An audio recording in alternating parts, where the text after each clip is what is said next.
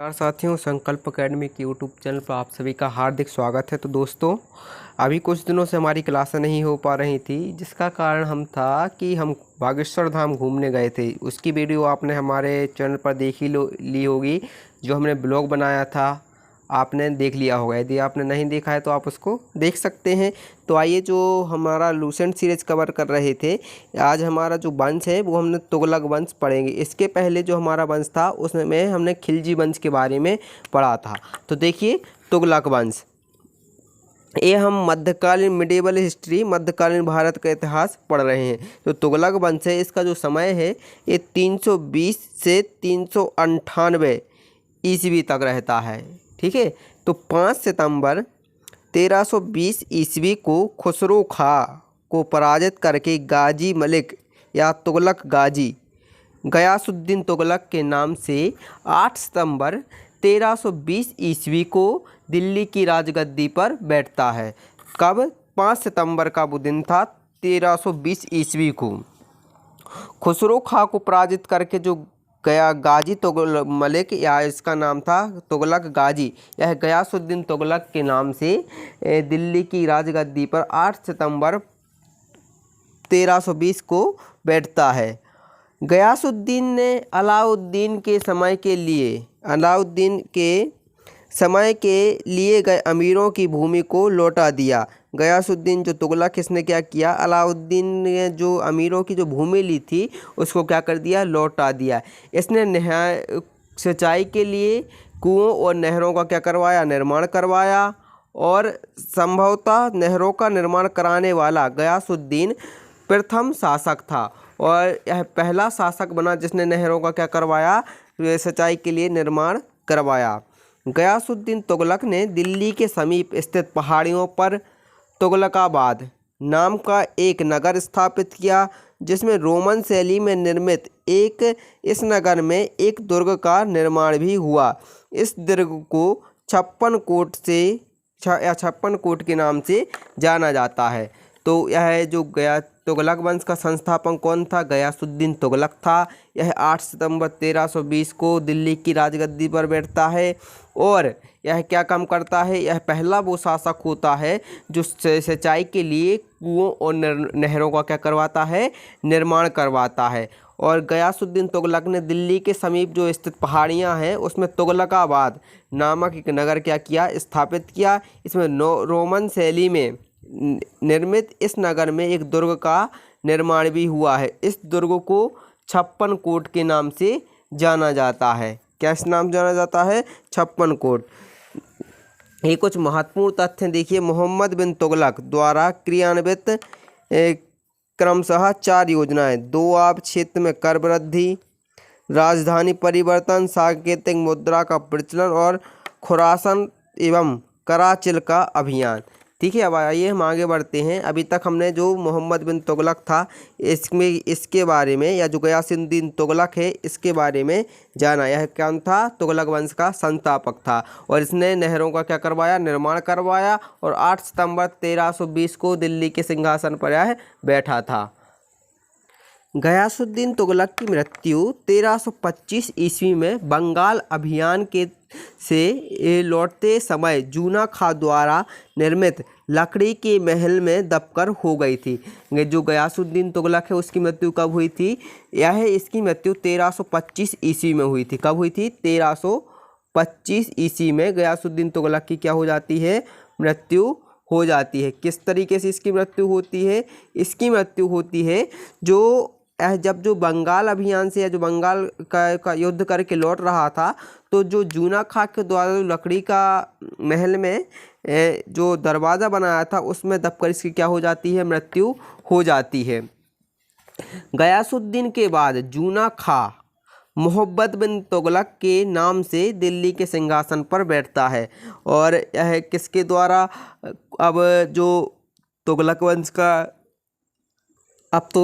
का शासक कौन बन जाता है? जूना खां बन जाता है। जूना खां किस नाम से दिल्ली के सिंहासन पर बैठता है? मोहम्मद बिन तुगलक के नाम से दिल्ली के सिंहासन पर बैठता है। मध्यकालीन सभी सुल्तानों में से मोहम्मद तुगलक सर्वाधिक शिक्षित, विद्वान और योग्य व्यक्ति था। तो जितने भी मध्यकालीन भारत में सुल्तान हुए हैं, राजा हुए हैं, उन सभी सुल्तानों में से सबसे योग्य और शिक्षित था वो था मोहम्मद बिन तुगलक। यह क्या था, सब मोहम्मद तुगलक सबसे क्या था, योग्य और शिक्षित विद्वान या सुल्तान बना। मोहम्मद बिन तुगलक को अपनी सनकी भरी योजनाओं, क्रूर कृत्यों और दूसरों को सुख दुख के प्रति उपेक्षा भाव रखने के कारण स्वप्नशील, पागल एवं रक्त पिपासु कहा जाता है। इसको क्या कहा जाता है, कई नामों से जाना जाता है। स्वप्नशील, पागल एवं रक्त पिपासु नाम से जाना जाता है। क्यों जाना जाता है? क्योंकि मोहम्मद बिन तुगलक कभी कभी क्या रहता है, जो ज़्यादा होशियार रहता है वो उसका दिमाग चकरा जाता है, पागल टाइप का हो जाता है। तो जो मोहम्मद बिन तुगलक है, यह पढ़ा लिखा तो बहुत था, बहुत विद्वान था, लेकिन क्या हो जाता है, यह कभी कभी सनक भरी जो योजनाएं लागू करता है, अपने क्रूर कृत्य करता है और सुख दुख की उपेक्षा भाव के कारण यह इसको स्वप्नशील, पागल या रक्त पिपासु के नाम से जाना जाता है।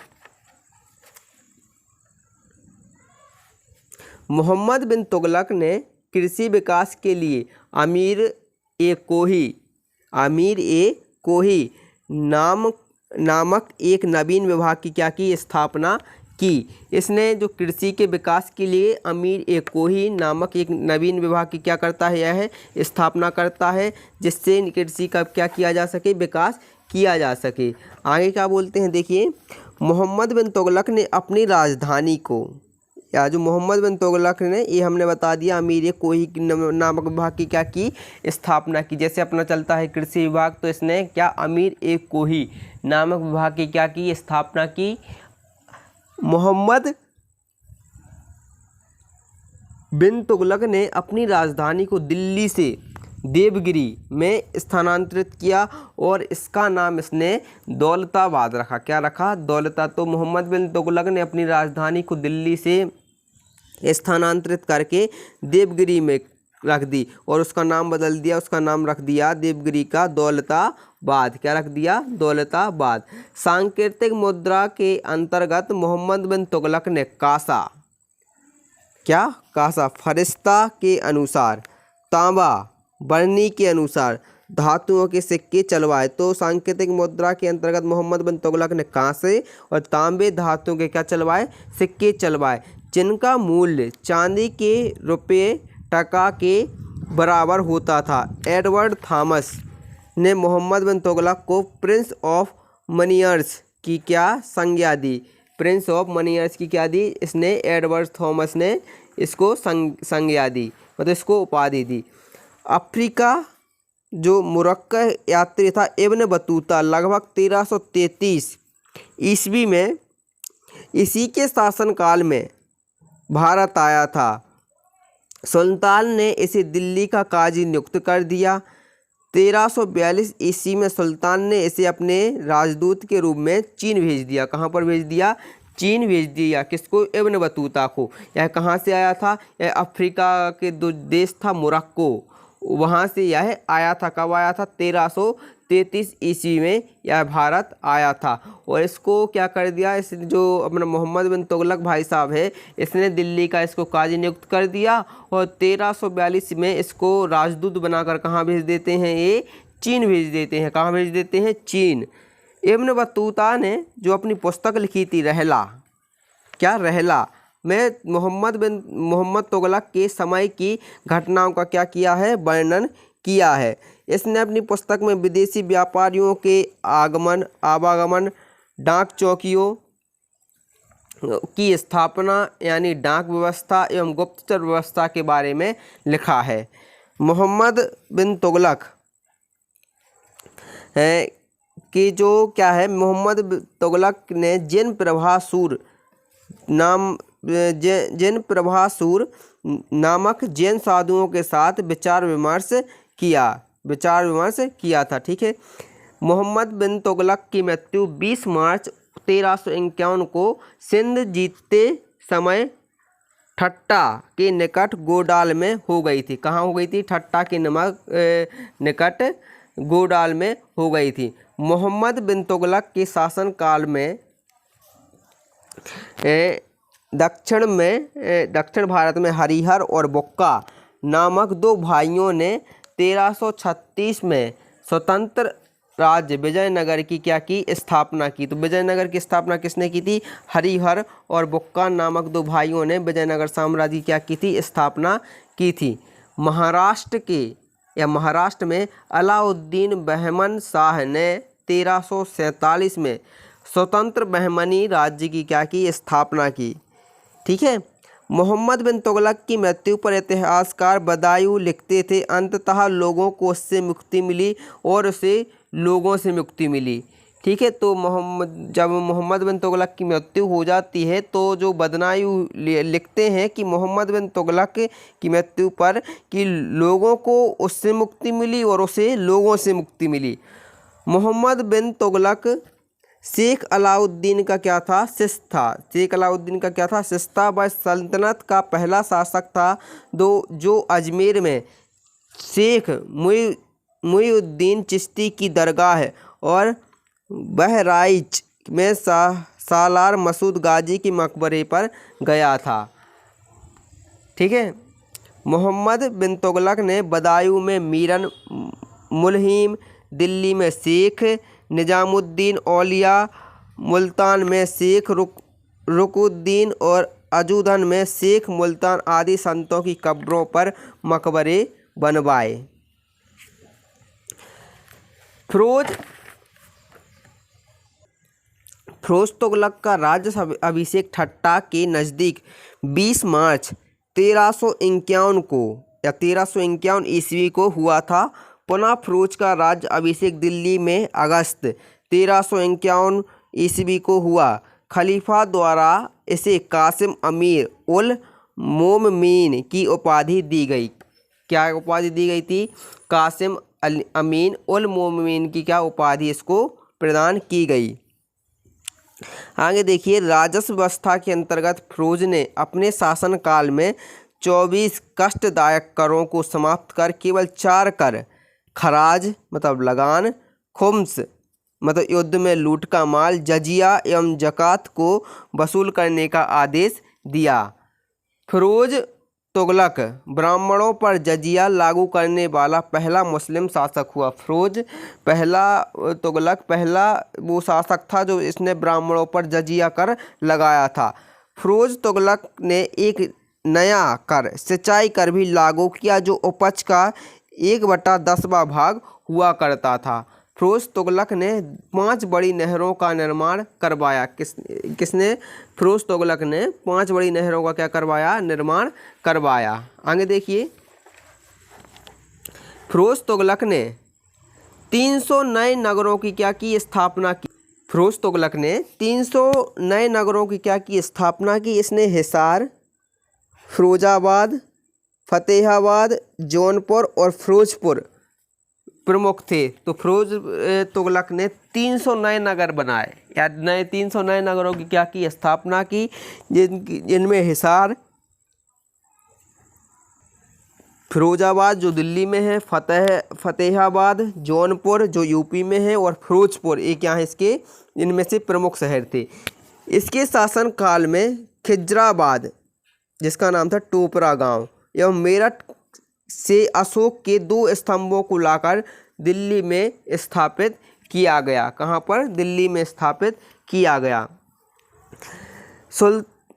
सुल्तान फिरोज तुगलक ने अनाथ मुस्लिम महिलाओं, विधवाओं एवं लड़कियों की सहायता के लिए एक नया विभाग दीवान एक खैरात की क्या की? स्थापना की। तो इसने क्या किया था? जो मुस्लिम महिला होती थी जिनका विधवा हो जाती थी या अनाथ महिलाएं मुस्लिम लड़कियां होती थी तो इनके लिए इसने नया विभाग बनाया और उस विभाग का नाम था दीवाने खैरात। क्या नाम था? दीवाने खैरात विभाग की क्या की? इसने स्थापना की। सल्तनतकालीन सुल्तानों के शासनकाल में सबसे अधिक दासों की संख्या तकरीबन कितनी? 1,80,000 फिरोज तुगलक के समय में थी। तो सल्तनत काल के सुल्तानों के शासन काल में सबसे अधिक दासों की संख्या फिरोज तुगलक के समय में ही थी। इसके समय में तकरीबन 1,80,000 क्या थे? दास थे। दासों की देखभाल के लिए फिरोज ने एक नया विभाग दीवान ए बंदगान की क्या की स्थापना की। पहले इसने क्या किया, एक वो बनाया था दासों के लिए, क्या इसमें दास थे सबसे ज़्यादा, और इसने दासों के लिए क्या बनाया, एक विभाग बनाया, और इस विभाग का नाम था दीवाने बंदगान। इसने शासन सैन्य पदों को वंशानुगत बना दिया, और इसने सैन्य पदों को कैसा बना दिया, वंशानुगत आप समझते होंगे कि यदि भैया किसी के पिताजी सैनिक है तो उसका पुत्र भी क्या होगा, सैनिक होगा, उसका पुत्र भी आगे क्या देगा, सेना। तो इसने जो सैन्य पद है उसको क्या बना दिया, वंशानुगत बना दिया। इसने अपनी जो आत्मकथा है फतूहात ए फिरोज शाही की क्या की, रचना की। इसने जियाउद्दीन बर्नी एवं शम्स ए सिराज अफीफ को अपना संरक्षण प्रदान किया। इसने क्या किया, जियाउद्दीन बर्नी और शम्स ए सिराज अफीफ को अपना क्या संरक्षण प्रदान किया। इसने ज्वालामुखी मंदिर के पुस्तकालय से लूटे गए तकरीबन 1300 ग्रंथों में से कुछ को फारसी में विद्वान अपाउद्दीन द्वारा दलायते फिरोज शाही नाम से अनुवाद करवाया। ठीक है, इसने क्या किया था, जो ज्वालामुखी मंदिर की पुस्तकालय से जो लूटे गए तकरीबन 1300 ग्रंथों का इसने फारसी में क्या करवाया था, अनुवाद करवाया था। इसने चांदी एवं तांबे के मिश्रण से निर्मित सिक्के चलवाए, और इसने जिसे अद्दा और विक कहा जाता था, जिसे क्या कहा जाता था, अद्दा और विक। इसने क्या किया, चांदी और तांबे के गलाकर नया सिक्का बनाया गया जिसे अद्दा और विक कहा जाता था। फिरोज तुगलक की मृत्यु कब होती है, 1388 को। कब होती है फिरोज तुगलक की मृत्यु, 1388 को फिरोज तुगलक की क्या हो जाती है, मृत्यु हो जाती है। फिरोज तुगलक में या फिरोज के काल में निर्मित खान ए जहाँ तेलंगानी के मकबरे की तुलना जेरूसलम में निर्मित उमर की मस्जिद से की जाती है। किसके मस्जिद से की जाती है, जेरूसलम जो इज़राइल में है, इसके जो उमर की मस्जिद से इसकी तुलना की जाती है। किसकी, खान ए जहाँ तेलंगानी के मकबरा की तुलना। ठीक है, जो जिसका निर्माण का हुआ था, फिरोज के काल में हुआ था, फिरोज तुगलक के काल में हुआ था। सुल्तान फिरोज तुगलक ने दिल्ली में कोटला फिरोज शाह दुर्ग का क्या करवाया, निर्माण करवाया। किसने करवाया था, फिरोज शाह कोटला का निर्माण इसी ने करवाया था। जो आप सुनते होंगे फिरोज शाह कोटला जो क्रिकेट का मैदान है, इसने इसका क्या करवाया था, निर्माण करवाया था। ठीक है, कोटला फिरोज शाह दुर्ग का क्या करवाया, निर्माण करवाया। तुगलक वंश का जो अंतिम शासक था वो नसरुद्दीन महमूद तुगलक था। कौन था, नसरुद्दीन महमूद तुगलक। यह तुगलक वंश का क्या था, अंतिम शासक था। और इसका शासन दिल्ली के पालम तक ही रह गया, और इसका शासक दिल्ली के पालम तक ही क्या रह गया था। तैमूरलंग ने सुल्तान नसरुद्दीन महमूद तुगलक के समय 1398 में दिल्ली पर आक्रमण किया। तैमूरलंग ने सुल्तान नसरुद्दीन महमूद तुगलक के समय 1398 ईस्वी में क्या किया, आक्रमण किया, और नसरुद्दीन के समय में ही मलिकुस सर्कस पूर्वाधिपति की उपाधि धारण कर एक हिजड़ा मलिक सरवर ने जौनपुर में एक स्वतंत्र राज्य की क्या की, स्थापना की। जौनपुर में एक स्वतंत्र राज्य की क्या की, स्थापना की।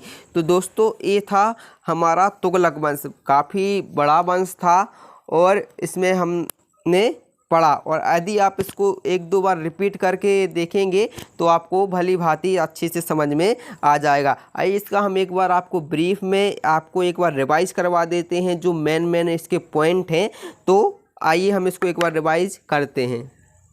सबसे पहले हमने देखा कि जो तुगलक वंश का जो समय है वो 1320 से 1398 ईस्वी तक रहता है। कब रहता है ये याद रखना, इसका जो समय रहता है तुगलक वंश का 1320 से 1398 ईस्वी तक रहता है। तकरीबन यह लोग 78 वर्ष तक, कितने वर्ष, 78 वर्ष तक ये लोग क्या करते हैं, शासन करते हैं। ठीक है। और तुगलक वंश का जो संस्थापक होता है वो गयासुद्दीन तुगलक है। कौन, गयासुद्दीन तुगलक। इसने क्या की थी, तुगलक वंश की क्या की, स्थापना की। और 8 सितंबर 1320 को दिल्ली के सिंहासन पर बैठा।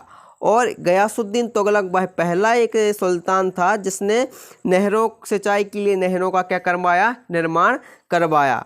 ठीक है। और इसने क्या किया था, एक तुगलकाबाद नामक एक नया नगर भी बसाया था।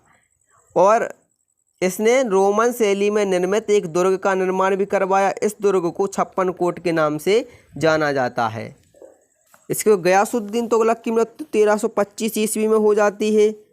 और गयासुद्दीन तुगलक के बाद जूना खां मोहम्मद बिन तुगलक के नाम से दिल्ली के सिंहासन पर बैठता है। कौन, जूना खां। यह 1325 में ही यह दिल्ली के सिंहासन पर बैठ जाता है। और यह जो मोहम्मद बिन तुगलक है सर्वाधिक शिक्षित, योग्य और विद्वान व्यक्ति था। मोहम्मद बिन तुगलक को अपनी सनक भरी योजनाओं के लिए जाना जाता है। ठीक है। और इसके लिए कुछ उपमाएं दी गई हैं। इसको स्वप्नशील, पागल और रक्त पिपासु भी कहा जाता है। और मोहम्मद बिन तुगलक ने कृषि के विकास के लिए अमीर ए कोही नामक विभाग की क्या की, इसने स्थापना करवाई थी। मोहम्मद बिन तुगलक ने अपनी जो राजधानी थी इसने दिल्ली से स्थानांतरित करके दौलताबाद को अपनी राजधानी बनवाया। और इसने सांकेतिक मुद्रा के अंतर्गत मोहम्मद बिन तुगलक ने कांसा और तांबा धातुओं के क्या करवाए थे, सिक्के चलवाए थे। और जो इब्न बतूता था, जो अफ्रीका का नागरिक था, वो इसी के शासनकाल में भारत आया था। ठीक है। और इब्न बतूता ने अपनी पुस्तक रहला लिखी थी। इसमें मोहम्मद बिन तुगलक के शासन के समय की समस्त घटनाओं का क्या वर्णन मिलता है। और मोहम्मद बिन तुगलक की जो मृत्यु हो जाती है वो 20 मार्च 1351 ईस्वी को हो जाती है। तकरीबन 25 वर्षों तक ये क्या करता है, शासन करता है। और इसी समय मोहम्मद बिन तुगलक के शासनकाल में ही दक्षिण भारत में हरिहर और बुक्का नामक दो भाइयों ने एक स्वतंत्र राज्य, विजयनगर राज्य की क्या की, 1336 में स्थापना की थी। मोहम्मद बिन तुगलक की जब मृत्यु हो जाती है तो इतिहासकार लिखते हैं कि लोगों को उससे मुक्ति मिली और उसे लोगों से मुक्ति मिली। ठीक है। और इसने जो मोहम्मद बिन तुगलक है इसने कई जो मस्जिद हैं और मकबरे हैं इनका क्या करवाया था, निर्माण करवाया था। और मोहम्मद बिन तुगलक शेख अलाउद्दीन का क्या था, शिष्य था। फिरोज तुगलक का राज्याभिषेक ठट्टा के जो मोहम्मद बिन तुगलक था, फिरोज तुगलक का राज्याभिषेक ठट्टा के नज़दीक 20 मार्च 1351 को, कब, 20 मार्च 1351 को हो गया था। कब हुआ था, 20 मार्च 1351 को इसका क्या हो जाता है, राज्याभिषेक हो जाता है। मोहम्मद बिन तुगलक के बाद यह क्या बनता है, शासक बनता है। और इसने क्या किया, इसने जितने भी कष्ट थे, 24 कष्ट करों जो कष्टदायक कर थे उनको क्या कर, समाप्त करके केवल 4 कर ही रखे। इसने खुराज मतलब लगान, खुस्म मतलब युद्ध में लूट का माल, और जजिया और ज़कात वसूल करने का आदेश दिया। और फिरोज तुगलक पहला शासक था जिसने मुसलमान जो ब्राह्मण थे इन ऊपर जजिया कर लगवाया। और फिरोज तुगलक ने सिंचाई कर भी लगवाया जो उपज का 1/10वां भाग हुआ करता था। और फिरोज तुगलक ने 10 बड़ी नहरों का क्या करवाया था, निर्माण करवाया। फिरोज तुगलक ने लगभग 300 नगरों की स्थापना करवाई जिसमें से प्रमुख थे हिसार, फिरोजाबाद, फतेहाबाद, जौनपुर और फिरोजपुर इसके क्या थे, प्रमुख केंद्र थे। इसके शासनकाल में खिजराबाद एवं मेरठ से अशोक के 2 स्तंभों को लाकर दिल्ली में क्या किया, स्थापित किया गया। कहाँ पर, फिरोजाबाद और दिल्ली में इसके क्या जो मेरठ अशोक के स्तंभ क्या किए, स्थापित किए गए। सुल्तान फिरोज तुगलक ने अनाथ मुस्लिम महिलाओं, विधवाओं और लड़कियों के लिए क्या किया, एक नया विभाग दीवान ए खैरात की क्या की स्थापना करवाता है। और इसने दासों की देखभाल के लिए एक नया दीवान ए बंदगान की भी क्या करवाई, स्थापना करवाई। और इसने जो सैन्य पद हैं इसको क्या कर लिया था, वंशानुगत कर लिया था। और फिरोज तुगलक ने अपनी आत्मकथा लिखी थी जिसका नाम था फितू शाह ए फिरोज शाही। फितू शाह ए फिरोज शाही के क्या की इसने रचना की, जो इसकी क्या थी, आत्मकथा थी। और फिरोज तुगलक की जो मृत्यु थी वो सितंबर 1388 में हो जाती है। कब? सितंबर 1388 में इसकी क्या हो जाती है, मृत्यु हो जाती है। और इसी ने जो दिल्ली का फिरोज शाह कोटला नामक है दुर्ग है, इसका निर्माण फिरोज तुगलक ने ही करवाया था। और तुगलक वंश का जो अंतिम शासक था वो नसरुद्दीन मोहम्मद तुगलक था। ठीक है। और नसरुद्दीन मोहम्मद के समय मलिकुस कर्स की उपाधि धारण कर एक हिजड़ा मलिक सरवर ने जौनपुर में एक स्वतंत्र राज्य की क्या कर ली, स्थापना कर लेते हैं। तो ये था तुगलक वंश। उम्मीद करते हैं दोस्तों आपको भली भांति समझ में आ गया होगा। आप इसको एक दो बार अच्छे से और पढ़ेंगे तो आपको पूरा बिल्कुल अच्छे से क्रिस्टल क्लियर हो जाएगा। इसके बाद अगला हमारा जो वंश रहेगा उसमें हम सैयद वंश के बारे में जानेंगे। तब तक के लिए आप हंसते रहिए, पढ़ते रहिए, खुश रहिए। जय हिंद, जय भारत। मिलते हैं हम अगले वीडियो में सैयद वंश के साथ। तो टेक केयर, बाय बाय।